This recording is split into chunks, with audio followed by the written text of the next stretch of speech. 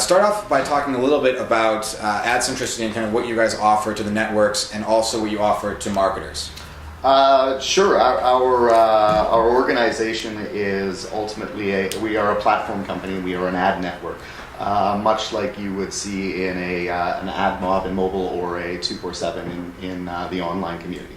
The general objective is to be able to layer an enormous amount of data to make the right sort of buying and purchasing decisions, to find the right audiences to support the right objectives, and then so that's the front end of the process, and then the back end of the process is managing, once the purchase is done, managing the workflow and the execution from all of the back and forth, from the creative to the proof of performance to the buys to the execution of and delivery of creative, all of that type of thing. So the platform ultimately is three parts: the planning component, the inventory and the quality control component, and then the execution and creative layer.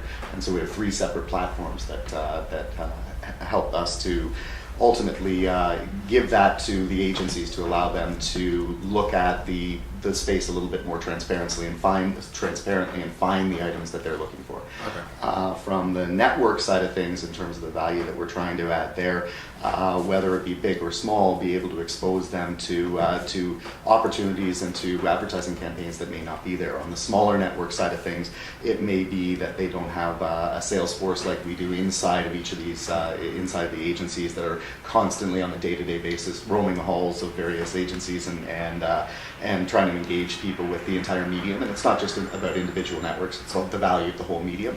So that's sort of where we start anyway. But for the bigger networks, it may be to involve them in programs that tactically are very, very complex, and that they could add incremental revenue to some of what they're doing. And we've done both quite successfully with large clients and small. That's good. That's really good. And the fact that you're helping these networks has to be a big boon for such a small industry right now in terms of total ad spend. How do you help the marketers solve their objectives when they have their campaign and they're looking to reach a certain demographic or certain areas specifically, very, very, very specifically? How do you kind of help the marketers to do that?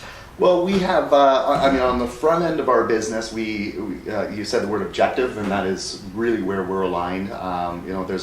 It's really easy to try to go out there and sell on demographics, but if you are Corona or if you are Verizon, you have a very, very specific objective that you have for each and every campaign that you've got. Same thing for P&G. You have 55 different products, but they have very specific goals that they're trying to accomplish.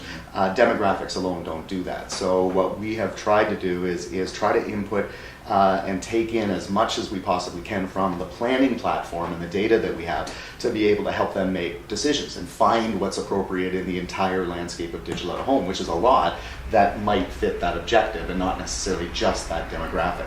So, for example, if you have a campaign for AT&T and you are looking to compete against Verizon and find Verizon consumers who are spending $250 a month or more on their smartphones, and their contract might be coming up, we actually have that data, and so we can target right down to that individual, to the geographies and network types that actually fit that type of consumer.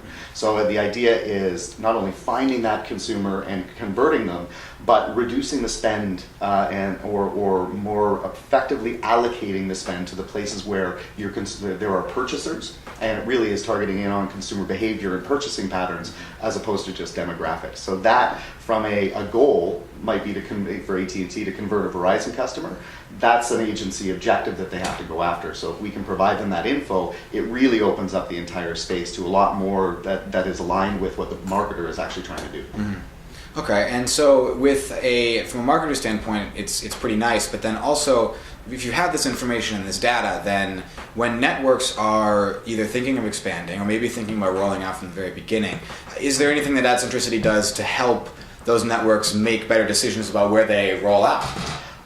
We absolutely. I mean, our plan in this entire program was how do we add value all the way around? It isn't just. There are sometimes a lot of misconceptions about who we are and that we're just out there selling this stuff, and that's not the objective. The objective and the vision for the company is how do we create a really fluid ecosystem of screens that fit a particular goal. Through that process, though, and with all of the sale, I mean, we look at probably and put together probably, I think the number is right now about 5.5 campaigns a day. That's how many proposals go out from what it is that we're looking at. Through a lot of that, we have some phenomenal data, and we get to see, okay, where's the demand coming from? Who's spending in the space, and why? And more importantly, where are they looking at? And that's where are they looking at from both a geographical perspective and from a venue category perspective. So are they looking at healthcare, or are they looking at hospitality and bars and restaurants? The hope is, and actually we've done it quite successfully with a number of networks, whether you are, whether you're expanding your network or whether you're actually looking at at starting a network, we actually help our networks by looking at things and going, you know what, here are you may have 25 different markets, but here are the 7 markets that you should be starting with, because this is where the spend is actually going. And we had a great example of that. One of our network partners was 1,500 C-stores, or convenience stores. And what ended up happening is they built the entire network out with 1,500 different convenience stores, but we knew that half of them probably wouldn't get used, and we did actually show them over the course of the next year, much to their chagrin, that only 50% of their network would ever get bought, and they basically had a whole bunch of assets that they could never get a lot of dollars through. So if we can turn around and help the networks by don't spend in the areas that people aren't that there's no interest for the advertisers, it gives more longevity to them, and they can put more effort in the stuff that's working as opposed to the stuff that's not. It's a big risk, so we try to share our planning data with our network partners to help them grow intelligently and save some dough. Yeah, so that's good.